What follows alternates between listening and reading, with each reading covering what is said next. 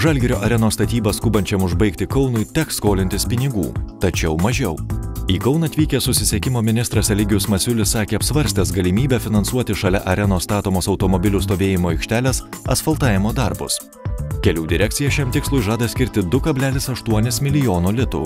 Ministras kartu su Kauno vicemeru Rimantu Mikaičiu apžiūrėjo statomą Žalgirio areną, bendravo su statybininkais ir išmėgino dar nesumontuotą arenos kėdę.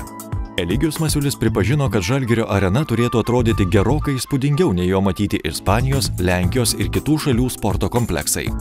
Jis vylėsi, kad Žalgirio arena bus baigta laiku. Kauno arenos statyba iš tikrųjų yra ne tik Kauno, matyt, bet visos Lietuvos nacionalinis projektas ir mes džiaugiamės, kad tokiu sunkmečiu iš tikrųjų tokie didingi statiniai yra statomi, kurie tarnaus ne tik Lietuvos sportui, bet ir visai Lietuvos kultūrai.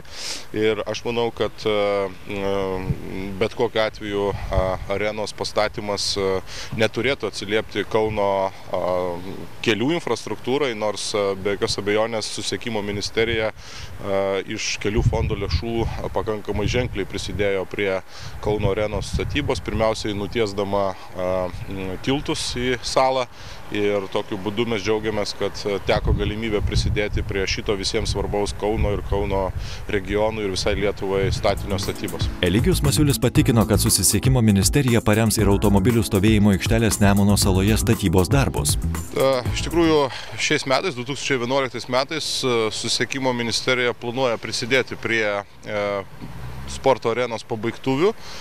Kaip žinia, šalia sporto arenos turi dar atsirasti 2 aukštų parkingo aikštelė ir dabar kartu su Lietuvos kelių automobilių direkcija mes planuojame 2011 metų kelių fondo sąmatoje numatyti 2 800 000 litų tam, kad būtų sklandžiai pabaigtas aikštelės įrengimas ir kad būtų galima priduoti patį objektą.